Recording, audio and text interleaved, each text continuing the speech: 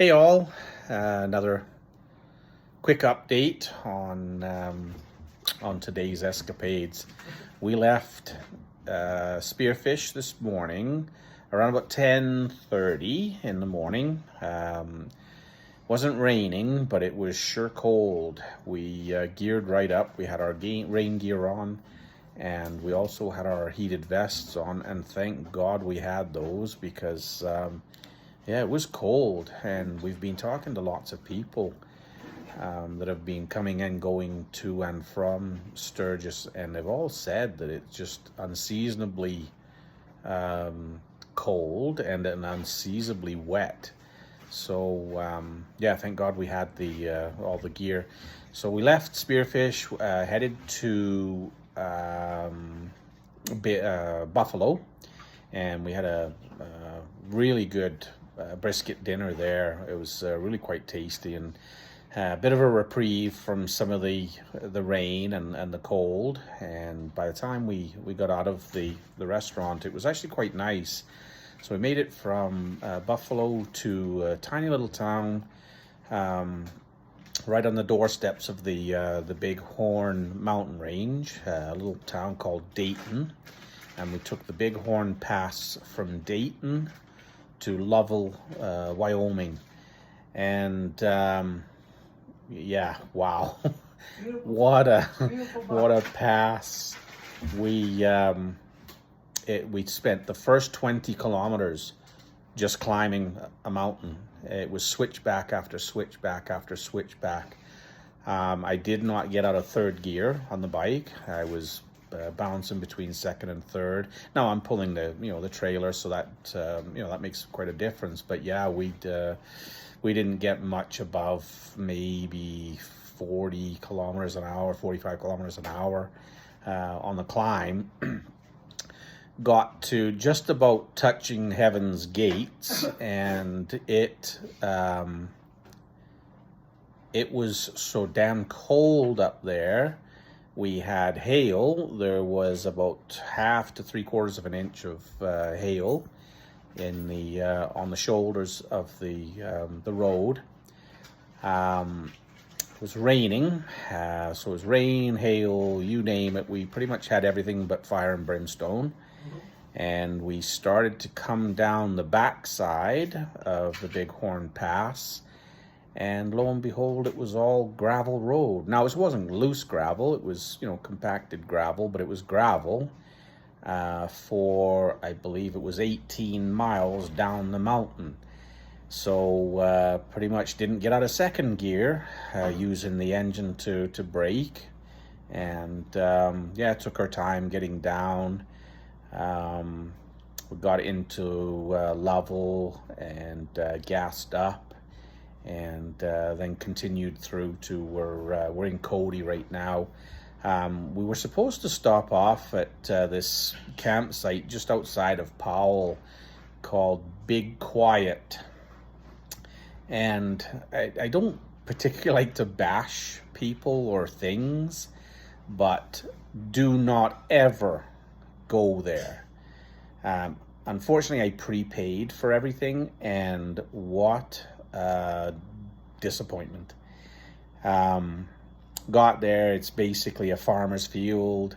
Had a couple of teepees, a couple of canvas wall tents, and we were supposed to pitch the tent for the night. I was just so tired after that the ride up the Big Horn and down. I thought, nah, I could not pitch a tent for the night and then have to take it all down the next morning and continue on. So I asked if we could upgrade to a wall tent. Well, the guy opened the wall tent, and the stench of black mold just about knocked me over. So we said, nope, not staying here. Actually, it was Tracy made the call. She said, there's just no way, we can't stay here. So we pulled the pin there and headed about another 15-20 minutes down the road to Cody, and decided to pull into the Holiday Inn here in Cody. got ourselves a nice room for the night. We're just gonna have a shower. We had an amazing beef riblet, appy, and my God, were they ever good. Definitely not like Canadian riblets, that's for sure. You get almost half a cow on a piece of a rib. It's just, and the sauce was amazing. So yeah, I had those, and I indulged in a JD, which was nice, a JD and Coke. And yeah, just about to jump in the shower now, and obviously gonna have a much needed rest. I'm sure I'll hit the sack, and I'll probably, yeah, I'll be out in no time, because it was that was quite a day. You know, just the bike and pulling a trailer, going up the mountain and coming back down the other side. 10% grades up and down. So yeah, it was just crazy. But the bike, I mean, it performed amazingly, as it always does. Yeah, it was just, it seemed to just handle it no problem at all. So thank God for that. And I think I've said this before. I know people talk about Harleys and BMWs and whatever, but I'll tell you, there's nothing like this Yamaha Royal Star. It's made for cross country touring. It's just a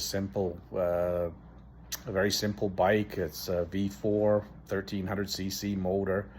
It's actually, I think, underpowered because apparently it is a detuned VMAX motor, and but it's just, it's got everything you need. It's got enough power to move a big bike, and it's relatively good on gas, and it's everything. It's comfortable as can be, and like I said, just it takes everything I throw at it, and it just continuously astonishes me that it just keeps running and running and running, and never skips a beat. So thank God for that. And yeah, so like I said, just gonna jump in the shower here and call it a night. And we'll probably be unfortunately, we in hindsight, we never took any video of the ride up or the ride down. More so my fault on that part, because I was so concerned with getting us up and getting us down safely, given the conditions. I think if it would have been a nice day, definitely we would have videoed everything and probably taken a couple of stops up and down. But I was just so concerned about getting us up safely and getting us down safely because of the conditions, because of a lot of the road repair that was going on and whatnot. So yeah, unfortunately we don't have any video of that leg of the trip, but yeah. So we will we'll likely talk with you guys tomorrow and have some more escapades as we're heading into Yellowstone for the day. Spend an entire day there. I think probably 4 or 5, maybe 6 hours just walking around Yellowstone and taking in everything that Yellowstone is. So we'll have more to report tomorrow. Talk later, guys.